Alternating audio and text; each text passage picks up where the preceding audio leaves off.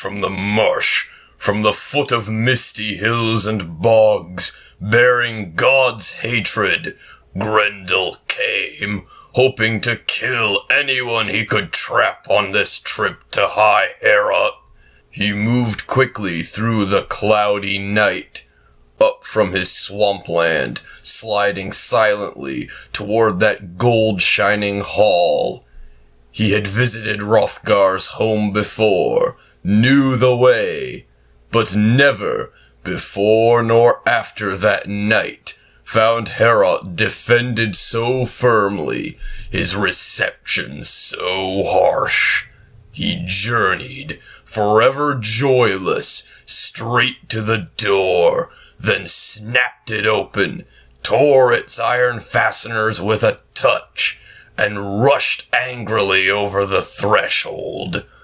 He strode quickly across the inlaid floor, snarling and fierce. His eyes gleamed in the darkness, burned with a gruesome light.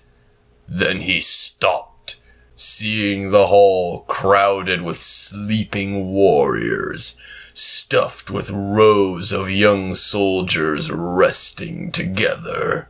And his heart laughed, relished the sight, intended to tear the life from those bodies by morning.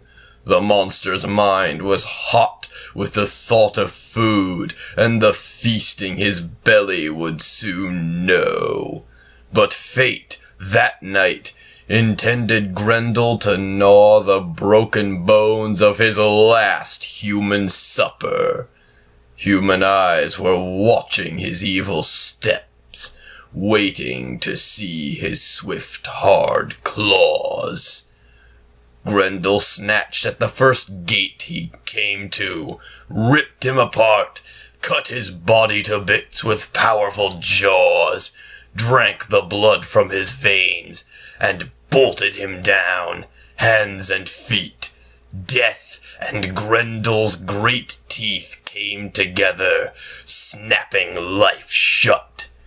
Then he stepped to another still body, clutched at Beowulf with his claws, grasped at a strong-hearted wakeful sleeper, and was instantly seized himself, claws bent back as Beowulf leaned up on one arm. That shepherd of evil, guardian of crime, knew at once that nowhere on earth had he met a man whose hands were harder. His mind was flooded with fear, but nothing could take his talons and himself from that tight, hard grip. Grendel's one thought was to run from Beowulf, flee back to his marsh and hide there.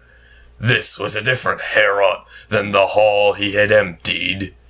But Hygelac's follower remembered his final boast, and, standing erect, stopped the monster's flight, fastened those claws in his fists till they cracked, clutched Grendel closer.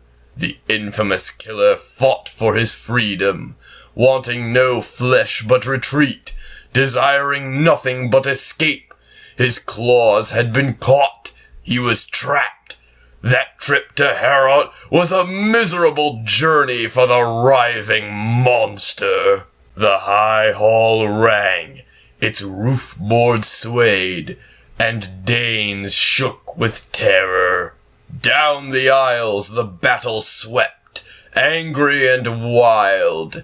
Herot trembled, wonderfully built to withstand the blows, the struggling great bodies beating at its beautiful walls, shaped and fastened with iron, inside and out. Artfully worked, the building stood firm. Its benches rattled, fell to the floor, gold-covered boards grating as Grendel and Beowulf battled across them. Hrothgar's wise men had fashioned Herot to stand forever. Only fire, they had planned, could shatter what such skill had put together, swallow in hot flames such splendor of ivory and iron and wood. Suddenly, the sounds changed. The Danes started a new terror, cowering in their beds as the terrible screams of the Almighty's enemy sang in the darkness. The horrible shrieks of pain and defeat, the tears torn out of Grendel's taut throat, Hell's captive caught in the arms of him who of all men on earth was the strongest. That mighty protector of men meant to hold the monster till its life leaped out, knowing the fiend was no use to anyone in Denmark. All of Beowulf's band had jumped from their beds, ancestral swords raised and ready, determined to protect their prince if they could. Their courage was great, but all wasted. They could hack at Grendel from every side, trying to open a path for his evil soul, but their points could not hurt him. The sharpest and hardest iron could not scratch at his skin, for that sin-stained demon had bewitched all men's weapons, laid spells that blunted every mortal man's blade. And yet his time had come, his days were over, his death near. Down to hell he would go, swept groaning and helpless to the waiting hands of still worse fiends. Now he discovered, once the afflicter of men, tormentor of their days, what it meant to feud with Almighty God.